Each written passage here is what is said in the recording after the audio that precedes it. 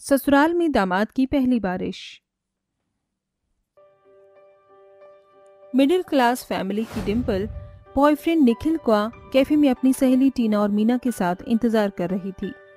अरे डिम्पल, कब आएगा तेरा बॉयफ्रेंड? इतना क्यूट और हैंडसम है और तू उसको बकरा बनाकर क्यों रखती है? मुझे तो लग रहा है आज भी वो कुछ बड़ा सा सरप्राइज प्लान कर रहा होगा।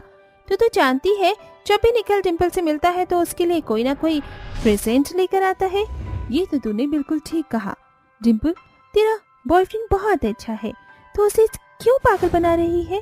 अरे तो क्या हो गया, इतना अच्छा खासा पैसे कमा रहा है, मैं इतनी सुंदर हूँ, अब उससे पैसे भी नहीं उड़वाऊंगी क्या खुद पर? वैसे भी मेरा मेन मकसद तो यही है कि मैं उसके ढेर सारे पैसे खर्च करवाऊं। अभी 2 दिन पहले ही उसने मुझे गुची का 2 लाख का बैग और ज़ारा की ड्रेस दिलाई है। आईफोन भी उसने ही दिया था। अब जब ये सब कुछ दे रहा है तो मैं लेने में क्यों झिझकूं? ओए चुप हो जा, निखिल आ गया। हाय डिम्पल, हाय टीना मीना। सॉरी, थोड़ा लेट हो गया है आने में। कोई बात नहीं जीजू। निखिल बेबी, कितना टाइम लगा दिया तुमने आने में? बस तुम्हारे लिए एक सरप्राइज रेडी कर रहा था। आंखें बंद करो अपनी। ये सुनते ही डिम्पल खुश होकर आंखें बंद कर लेती है। फिर निखिल अपने घुटनों पर बैठकर उसे रिंग देकर शादी के लिए प्रपोज करता है। डिम्पल आंखें खोलो। Will you marry me? I love you so much Dimple. अब मैं तुम्हारे बिना रहने की सोच भी नहीं सकता। ओह माय गॉड, ये डायमंड रिंग मेरे लिए है? ये तो बहुत महंगी होगी। हाँ ये तो है, मैंने अपनी एफडी तोड़वाकर तुम्हारे लिए ये 5 लाख की डायमंड रिंग ली है। सच? ये सुनते ही डिम्पल बेहोश हो जाती है। दरअसल ज्यादा अमीर तो डिम्पल भी नहीं थी, लेकिन उसने जितने भी ऐशो आराम देखे हैं वो सारे ख्वाब गरीब निखिल ने उसके अपने पाई पाई जोड़कर पूरे किए हैं। कुछ देर बाद वो होश में आती है। निखिल, हाँ मैं तुमसे शादी करना चाहती हूँ, लव यू टू। भगवान का शुक्र है तुम होश में आ गई, मैं तो डर ही गया था। डिम्पल तू भी ना? अच्छा कॉन्ग्रेचुलेशंस, अब तुम दोनों की शादी होने वाली है। मैंने तो तुम दोनों की शादी की बहुत सारी शॉपिंग करनी है, तो मैं चलती हूँ, बाय। हाँ बिल्कुल बिल्कुल, अच्छे से शॉपिंग कर लो, बहुत कम दिन बचे हैं। ये कहते ही टीना मीना अपने घर चली जाती हैं। कुछ ही दिनों में दोनों की धूमधाम से शादी हो जाती है। दरअसल निखिल का एक छोटा सा बिजनेस था, उसी मिले हुए प्रॉफिट को वे अपनी गर्लफ्रेंड डिम्पल पर हमेशा लौटा दिया करता था, उसे ब्रांडेड चीजें दिलाता था। इसी लालच में आकर डिम्पल ने उससे शादी करने के लिए हाँ भी कर दी थी।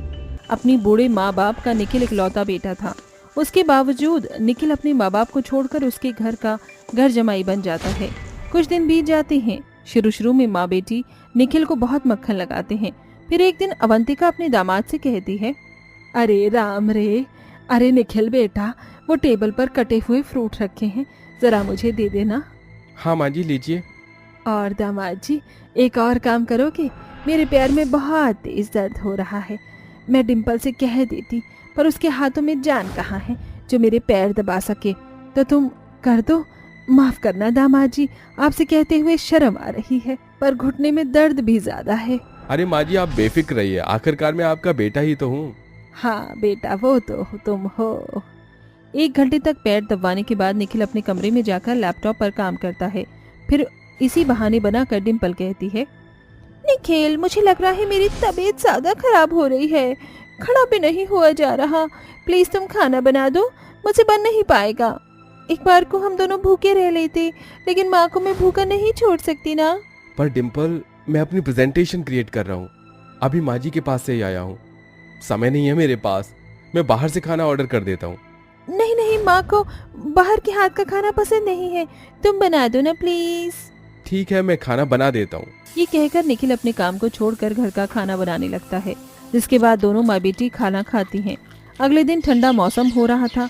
निखिल छत पर कपड़े सुखा रहा था कि अचानक से बारिश आ जाती है। उस बारिश को देखकर निखिल बहुत मस्ती करता है। वाह, कितने समय बाद मैं बारिश में भीग रहा हूँ, और वो भी अपने ससुराल में। I love this rain. पहले बारिश में भीगता था तो माँ मुझे फट से बुलाकर अपने गले लगा लेती थी कि बेटा भीग मत, बीमार पड़ जाता है तू। यहाँ आकर ऐसा लगता है माँ से दूर हो गया हूँ। बारिश बंद होने के बाद माँ से मिलने जाऊँगा। अच्छा, तो मेरी जानू को माँ जी से मिलना है, पर मैं तो ऐसा होने नहीं दूंगी। माँ ने साफ कहा है निखिल को मैं अपने पास रखूं, अपने खड़ूस माँ जी और पापा जी से दूर। तभी डिम्पल जानबूझकर सीढ़ियों से फिसल जाती है। तभी निखिल पीछे पीछे आता है और उसे उठाकर कमरे में ले जाता है। अरे डिम्पल, तुम्हें लग कैसे गई? तुम ऊपर आई थी क्या? हाय राम, मेरी बच्ची के कितनी चोट लग गई। आप दोनों फिक्र मत कीजिए, मैं ठीक हूँ। निखिल, मैं तुम्हें बुलाने आई थी पर मैं बारिश के पानी में फिसल कर गिर गई। प्लीज मुझे छोड़कर कहीं मत जाना। तुम ऑफिस की छुट्टी ले लो, मुझसे काम भी नहीं हो पाएगा। तुम चिंता मत करो, मैं तुम्हारे पास ही हूँ और घर का काम मैं संभाल लूंगा। मैं दवाई लेकर आता हूँ। निखिल के जाते ही अवंतिका कहती है, डिम्पल, तूने अपनी टांग क्यों तुड़वा ली? आपने ही तो कहा था ना कि मैं निखिल को अपने पास से कहीं जाने ना दूं। वो अपने माँ बाप के पास जाना चाहता था, इसीलिए मैंने एक चाल चली। बस थोड़ा सा दर्द हो रहा है। शाबाश मेरी बेटी। वक्त गुजर जाता है। पूरे 6 महीने तक दोनों माँ बेटी निखिल को घर का घर जमाई बनाकर उससे घर का सारा काम करवाते हैं। वो बेचारा ऑफिस का भी काम करता था और घर आकर भी काम करता था। धीरे धीरे निखिल को एहसास होने लगा कि उसकी सास और पत्नी उसका फायदा उठा रहे हैं। सच्चाई का पता तो उसे तब चला जब एक शाम को उन दोनों की बातें वो सुन लेता है। बिल्कुल सही किया माँ आपने। वैसे निखिल जैसा भी है अच्छा तो है, बंदा काम अच्छे से करता है। हमारे पैसे भी खर्च नहीं होते और मुफ्त का नौकर भी हमें मिल गया। ये तो है मेरी बिटिया, बस पूरी जिंदगी उसको यूं ही कब्जे में करके रखना। माँ जी, डिम्पल, आप दोनों ने मेरे साथ इतना बड़ा छल किया। माँ जी, मैं अपने बूढ़े माँ बाप को छोड़कर आपका घर जमाई बनकर रह रहा था और आपने मेरे साथ ये किया। क्यों क्यों डिम्पल, क्यों? मैंने तुम्हें इतना प्यार किया, इतने तोहफे ला कर दिए। मेरे प्यार का कोई मोल नहीं रहा जो तुमने मुझे धोखा दिया। अब मुझे यहाँ एक पल भी नहीं रहना। मैं अपने माता पिता के पास जा रहा हूँ। निखिल, निखिल ऐसा नहीं है। मैं सच में तुमसे बहुत प्यार करती हूँ। मैंने तुम्हें कोई धोखा नहीं दिया। मुझे ये सब माँ ने करने को कहा था, बस मैंने वैसे ही किया था ताकि तुम मेरे पास रहो। तभी दोनों माँ बेटी उसके सामने आकर हाथ पैर जोड़ते हैं।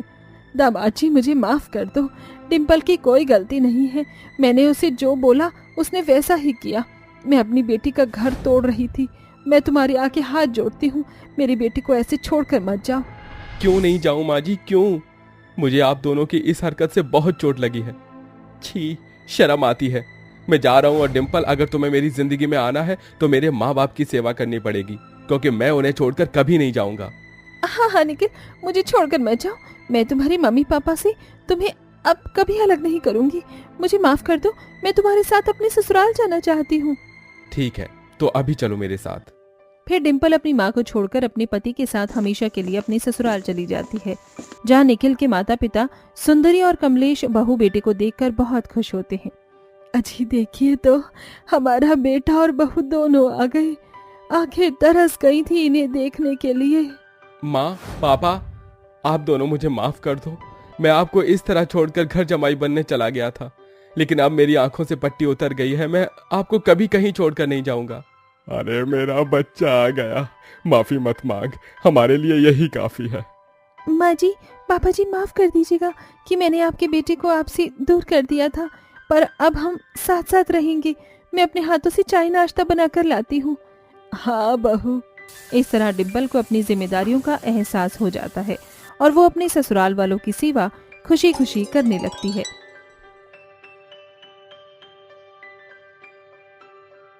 सुनिए जी, मैं सोच रही थी कि क्यों ना हम अब विवेक और रमन की शादी करवा दें। दोनों की उम्र हो गई है, अगर और देर करेंगे तो अच्छे रिश्ते आने बंद हो जाएंगे। शांति, मैं भी इसी बारे में सोच रहा था। मैं एक काम करता हूँ, आज ही पंडित जी से बात करके विवेक के लिए रिश्ता ढूंढने के लिए कहता हूँ, और तुम जल्दी से तैयार हो जाओ। हमें मोतीलाल भाई साहब के यहाँ जाना है। तुम्हें याद है ना, बचपन में हमने रमन का रिश्ता मोतीलाल की बेटी अक्षरा से तय किया था। तो जाकर उनसे इस बारे में बात करते हैं और जल्द से जल्द शादी का मुहूर्त निकलवाने के लिए कहते हैं। हाँ, मुझे याद है कि हमने रिश्ता तय किया था, लेकिन वो बचपन की बातें थीं। मैं अपने बेटे की शादी किसी गरीब और काली लड़की से नहीं करवाना चाहती हूँ। आपने उस लड़की का रंग देखा है, कितना काला है। कोयला भी उस लड़की के सामने कुछ नहीं है। मैं अपने बेटे की शादी एक काली लड़की से नहीं करवाना चाहती। शांति, जीवन में गोरा रंग ही सब कुछ नहीं होता। जरूरी नहीं जो इंसान गोरा हो वो दिल का भी अच्छा हो। मैंने मोतीलाल से वादा किया था कि उसकी बेटी मेरे घर की बहू बनेगी, और मैं अपने वादे से कभी पीछे नहीं हटता। मैंने जो कह दिया सो कह दिया। रमन की शादी मोतीलाल की बेटी अक्षरा से ही होगी, और ये मेरा आखिरी फैसला है। शांति अपने पति की बात को काट नहीं सकती थी, जिस वजह से मजबूरन शांति को भजनलाल की बात माननी पड़ती है और अपने बेटे रमन की शादी मोतीलाल की काली बेटी अक्षरा से करवानी पड़ती है। शांति और भजनलाल अपने दोनों बेटे विवेक और रमन की शादी एक ही मंडप में करवाते हैं। शादी होने के बाद दोनों बहुएं अपने ससुराल आती हैं। अरे शांति, अब क्या दोनों बहू को दहलीज पर ही खड़ा रखोगी या गृह प्रवेश भी करवाओगी? कैसे कराऊं गृह प्रवेश? देख नहीं रहे हैं कि कितनी तेज बारिश हो रही है। मेरी बहू को आंगन से होते हुए जाना है। अगर ये ऐसे ही जाएगी तो पूरी की पूरी भीग जाएगी और इसकी तबीयत खराब हो जाएगी। एक काम कर रोहिणी, तू जाकर अंदर से छतरी ले आ। अपनी माँ के कहने पर रोहिणी जल्दी से घर के अंदर जाती है और छतरी लेकर आती है। शांति अक्षरा को उसके काले रंग की वजह से पहले से ही पसंद नहीं करती थी। शादी के बाद भी अक्षरा शांति को एक आंख नहीं भाती है, इसलिए शांति अपनी गोरी बहू महिमा को छतरी में गृह प्रवेश करवाती है और दूसरी तरफ रोहिणी महिमा को पकड़कर आराम से लेकर आती है ताकि उसे चलने में कोई परेशानी ना हो और ना ही वो भीगे। इस तरह से माँ और बेटी महिमा का गृह प्रवेश करवाती हैं। लेकिन वहीं दूसरी तरफ बेचारी अक्षरा दहलीज पर ही खड़ी रह जाती है और कोई भी उसकी मदद नहीं करता, जिसके बाद अक्षरा खुद ही भीगते भीगते आंगन से आती है और अपना गृह प्रवेश करती है। बारिश में भीगने की वजह से अक्षरा ठंड से कपकपा रही होती है, लेकिन इससे किसी को भी कोई फर्क नहीं पड़ता है कि तभी अक्षरा का ससुर भजनलाल कहता है, शांति, ये कैसा बर्ताव है तुम्हारा अपनी दोनों बहुओं के साथ? एक बहू को तो तुम छतरी में लेकर आई हो जिससे वो बारिश में भीगे नहीं, और दूसरी तरफ एक बहू को ऐसे ही छोड़ आई। देख रही हो बहू कैसे कपकपा रही है। वो बारिश में भीगे या बीमार हो, मुझे इससे कोई भी फर्क नहीं पड़ता है। मैं उसे पहले से ही अपने घर की बहू नहीं बनाना चाहती थी, लेकिन आपकी जिद की वजह से मुझे इसकी शादी रमन से करवानी पड़ी। ये आपकी बहू है, आप ही इसका ख्याल रखो, मुझे इससे कोई मतलब नहीं है। अक्षरा के काले रंग की वजह से ना ही तो अक्षरा की सास उसे पसंद करती थी और ना ही अक्षरा का पति उसे पसंद करता था। काले रंग की वजह से हमेशा रमन अक्षरा से दूर रहा करता था। अक्षरा के साथ ऐसा बर्ताव होता देख महिमा भी अब अक्षरा के साथ ऐसा ही बर्ताव करती है। ओह कल्लो माई, कब से आवाज दे रही हूँ, सुना ही नहीं दे रहा क्या? मेरे सर में बहुत दर्द हो रहा है। एक कप गर्मा गर्म अदरक की चाय बना दे। महिमा, थोड़ी देर रुक जाओ, मुझे सबके लिए खाना बनाना है। खाना बनाकर फटाफट तुम्हारी चाय बना देती हूँ। एक बार में क्या कहा समझ नहीं आ रहा। मेरी चाय बना, खाना बाद में भी बन सकता है। क्या हुआ महिमा बहू, तू यहाँ किचन में क्या कर रही है? तुझे कितनी बार कहा है किचन में मत आया कर। तुझे जो भी कुछ चाहिए होगा मुझे बता दिया कर। तू बस आराम कर, समझी? घर के सारे काम ये काली ही संभालेगी। जी माँ जी, ये आखिरकार इस घर में है किस लिए आई? इसकी औकात ही है ये। मैं तो बस इससे ये कहने आई थी मेरे लिए चाय बना दे, लेकिन इसने मना कर दिया कि मैं चाय नहीं बनाऊंगी। क्या इसकी इतनी हिम्मत? शांति अक्षरा के बाल पकड़ती है और कहती है, तेरी जितनी औकात है अपनी औकात में रह, समझी? तेरी तो औकात भी नहीं है कि तू इस घर में नौकर का काम कर सके और बहू बनकर रह रही है। मैं और मेरी बहू जो भी बोले तुझे एक बार में ही मानना पड़ेगा, समझी? एक तो गरीब, ऊपर से भगवान ने इतना काला रंग दे दिया। तेरी तो शक्ल देखने का भी मन नहीं कर रहा है। तुझे मेरे पति की वजह से मुझे झेलना पड़ रहा है, वरना मेरा बस चले तो मैं तुझे अभी इस घर से निकाल दूं। इतना कहकर शांति और महिमा वहाँ से चली जाती हैं और बेचारी अक्षरा अपने बाल पकड़कर रोने लगती है और ऐसे ही समय बीतता रहता है।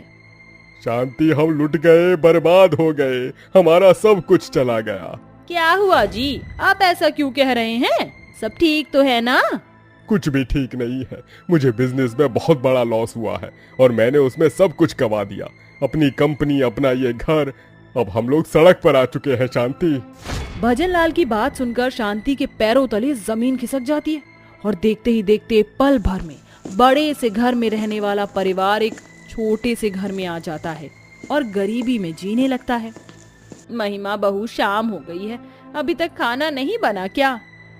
क्या कहा आपने? खाना नहीं बना तो मैं क्या करूं? घर के सारे काम की रिस्पॉन्सिबिलिटी मेरी नहीं है, अक्षरा की है। महिमा बहू, ये तब की बात है जब हम लोग अमीर थे। अब हम लोग के पास कुछ भी नहीं बचा है। अब हम सबको मिलकर ही काम करना पड़ेगा। पता नहीं क्या देखकर मेरे माँ बाप ने इस फटीचर खानदान में मेरी शादी कर दी। अगर मुझे पता होता इतना सब कुछ होगा तो मैं कभी भी आपके बेटे से ना शादी नहीं करती। मुझसे और इस गरीबी में नहीं रहा जा रहा है। मैं जा रही हूँ अपने मायके। जब सब ठीक हो जाए तो मुझे बता दीजिएगा, मैं वापस आ जाऊंगी। महिमा की बात सुनकर शांति की आंखों में आंसू आ जाते हैं और महिमा अपना सामान पैक कर अपने मायके चली जाती है।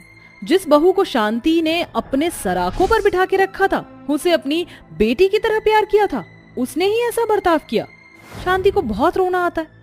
अब पूरे घर में पैसों की तंगी शुरू हो जाती है। पूरा का पूरा परिवार परेशान रहता है। अक्षरा को बिल्कुल भी अच्छा नहीं लगता है। एक गरीब परिवार से थी वो, लेकिन उसके माता पिता ने उसे अच्छा खासा पढ़ाया था, जिस वजह से वो स्कूल में जाती है। उसे टीचर की नौकरी मिल जाती है। नौकरी करने की वजह से उनके हालात धीरे धीरे ठीक होने लगते हैं, जिसे देखकर अक्षरा की सास और पति को ये एहसास हो जाता है कि उन्होंने जो भी अक्षरा के साथ किया वो सब गलत था, जिसके बाद सभी अक्षरा से माफी मांगते हैं। अक्षरा बहू, मुझे माफ कर दे। मैंने हमेशा तेरे काले रंग की वजह से तुझे ताने दिए और बहुत परेशान किया, लेकिन अब मुझे मेरी गलती का एहसास हो गया है। मुझे माफ कर दे। अक्षरा, मुझे भी माफ कर दो। मैंने भी तुम्हारे साथ कभी भी अच्छे बर्ताव नहीं किया, लेकिन आज तुम्हारी वजह से हमारे घर के हालात ठीक हो पाए हैं।